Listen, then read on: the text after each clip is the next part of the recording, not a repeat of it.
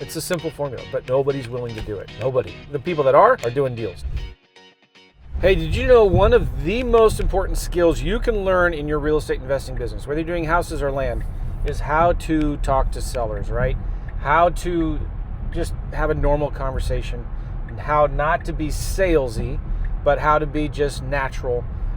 Because that's the thing. Everybody wants to outsource to AI, to software, to systems, to virtual assistants, and they don't want to do any of the work. But listen, if you're not on this thing, you're not making money. So on this little podcast here, I'm going to be talking about how to talk to sellers. So I've been teaching this for a long, long time. And the last couple weeks, I've been kind of having a more renewed interest in it because in some markets, it's competitive. There's a lot of people out there doing deals, trying to do deals.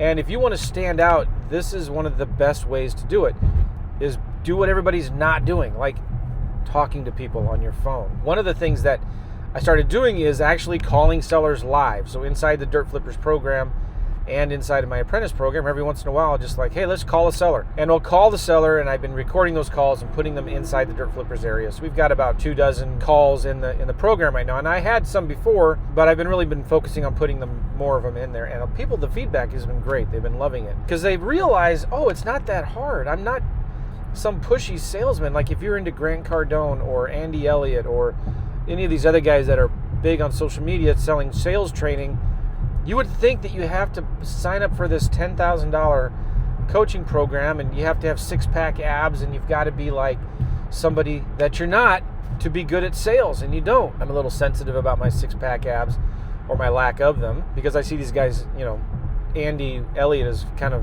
famous for telling everybody on his team, like in this one video, if you don't have six-pack abs, he's not going to hire you. And if you lose your six-pack abs, he's going to fire you. But I don't want you to think that you have to be somebody that you're not, okay? I don't want you to think, like Claude Diamond is a great friend of mine, one of my coaches that got me started in the business. Go watch his YouTube videos. He's a really, really good sales trainer, right? So if you want good sales training, go to his YouTube channel, get anything that he gives for free. He gives a lot of really good stuff away for free.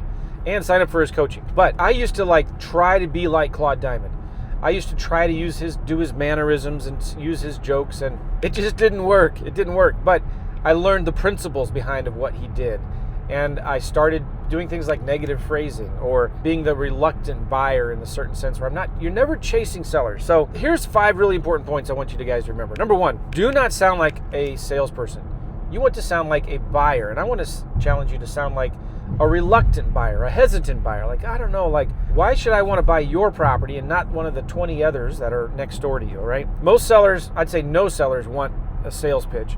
You need to be calm, you need to be simple, direct, and you want to talk to them like a normal person. And the best way to do that is to ask questions. In fact, if you just go to YouTube, there's a video I did with Claude Diamond probably 15 years ago, about 30 pounds ago. We did a call where we were calling a seller, and I remember I was in my old Nissan Sentra. We were on Skype and we were recording, but he called the seller, and if you listen to this 5-minute conversation with the seller, he asked about 25 questions. I want to encourage you to go look at that. Go to YouTube and do a search for Joe McCall, Claude Diamond, cold call, and you'll find this video. Go through it and just count how many times he asks questions on there. It's really powerful. All right, so this relates to my second point. Now I'm getting ahead of myself. Number 2 is ask more questions than you talk. Good investors listen more than they speak. And so you ask things like, so why are you selling your property? What's going on?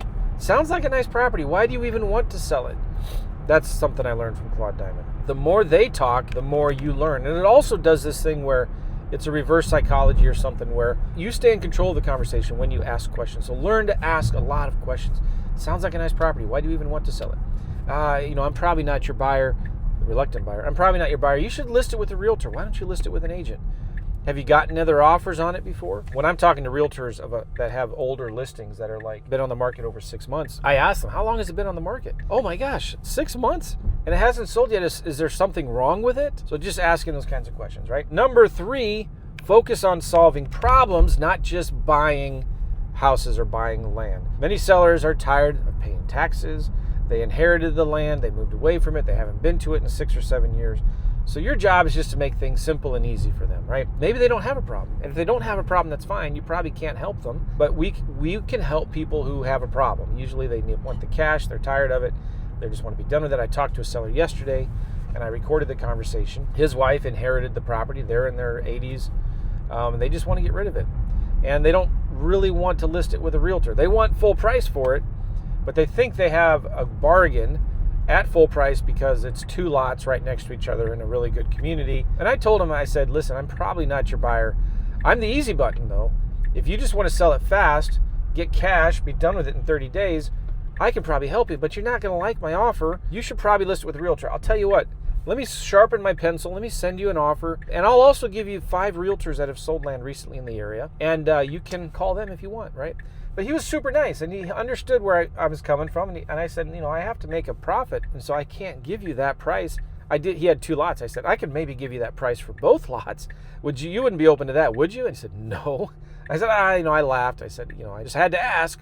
But anyway, number 4, do not be afraid to make offers. Most beginners wait too long. Sellers are expecting an offer, even if you know it's going to be really low. The fastest way to learn this business and to learn whether you're doing it right or not is to make a lot of offers. So don't be afraid to make offers, and to take the pressure off yourself. You don't have to make the offer over the phone. You can make the offer, in an email. Like, talk to the seller and say, hey, I'll send you an offer, but then follow up.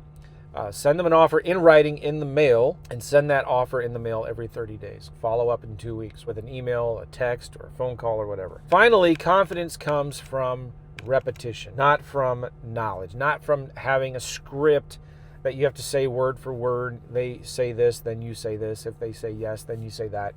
Forget that. You don't need scripts. You just need a list of simple questions that you can ask. But it comes from repetition. It comes from practice. And which is one of the reasons why I love doing sample calls. Sometimes I'll put them in my YouTube channel. Sometimes it's in my course. But I want you to know that I'm not looking at a script. I'm just asking a lot of questions. And I'm trying to get them to convince me why I should want to buy their property. You don't need to know everything first. So one of the worst things you can do is, before you call the seller, do a bunch of research on the property and look at a bunch of comps so you feel ready and prepared. No, the less you know, the better, because then it forces you to ask more questions. So think about that. The people winning are taking action. Talk to sellers, follow up, keep on practicing, keep on going, make offers. Like, this business is really simple. Like, whether you're doing houses or land, it's really simple. It comes down to like 3 or 4 things. Marketing, always be marketing. You either go out and send out marketing where you get leads to come to you, or you go out and go out and get leads yourself. You get leads to come to you, like with direct mail, or you go out and get the leads with cold calling or texting, which I hate. But whatever, floats your boat. I'd rather get leads to come to me. And that's why direct mail works. And it works incredibly well, especially with vacant land. So number 1, marketing. Always be marketing. We're not in the real estate investing business. We're in the marketing business. Number 2, talk to people. Talk to sellers, right? If you could just talk to 5 sellers a day, 5 realtors, or 5 buyers, or 5 investors, talk to 5 people a day, and I guarantee you'll do deals. If you could talk to 100 people, you can almost not do deals, right? Double negative. Because it's just about, you got to talk to people. I know you want to hide behind your phone, and you think the phone's a 500-pound cactus. But if you just talk to 5 people a day, and these conversations, by the way, they're only a few minutes long, 3, 4, 5 minutes. Just ask 2 questions when you're talking to people. Do you have a house or a property you want to sell? Do you have a house or a property you want to buy? If you just ask those 2 questions, you're going to find somebody that's got a property they want to sell and somebody else that's got something they want to buy. And within 100 people, 100 conversations, you'll probably find a deal in there somewhere. Or at least make some connections where maybe in a month or 2 down the road, after you've sent them a couple texts every 30 days to follow up, hey, I'm looking for deals. Do you have anything? You're going to find somebody that you can put together. Number 3 is make offers. It's the number 1 rule in real estate. Make offers, make offers, make offers. That's it. Your speed to income is directly proportional to the number of offers that you make. And number 4 is follow up. Every 30 days, you need to follow up with all of your seller leads. I mean, this is simple, basic 101 stuff, right? If you do those 4 things, marketing, talk to sellers, make offers, follow up, you will do deals. But it takes consistency. It takes intentional effort. So I hope you're paying attention. When it comes to talking to sellers, just take it easy, man. It's not a big deal. Relax. It's okay if you don't know everything about the property. It's okay if you don't know what to offer. Just ask some questions. Find out, why are they selling? Is this a now thing or a later thing? There's 3 kind of questions you should be asking them. So tell me your situation. Notice that's not tell me about the property, but tell me about your situation. And in there, you can ask about the property. And then number 2, what would you like to see happen? Okay, cool. And when would you like to see that happen? I often say to sellers, you're not in a hurry though, right? You don't have to sell this thing right away. You've got plenty of time. And try to figure out, tell me about the situation. Why do they want to sell this thing? Is it now or later? What's more important to them? Getting the highest price or selling it as fast as possible? Because I can't help everybody. I'd love to, I'll send you an offer, but I'll also give you some realtors that you should probably just list it with them. So what's your situation? Number two, what would you like to see happen? Just ask that question. What would you like to see happen? Well, I just want to sell it. Okay, great. So have you gotten offers before? Did you reject them? Why don't you list it with a realtor? Have you listed it with an agent before? And then when would you like to see that happen? Whatever it is. So just keep it simple. If you could talk to 5 people a day, I can't guarantee anything, but I could pretty much get close to guaranteeing within 100 people. Talk to 5 people a day, that's 25 people a week, that's 100 people in a month.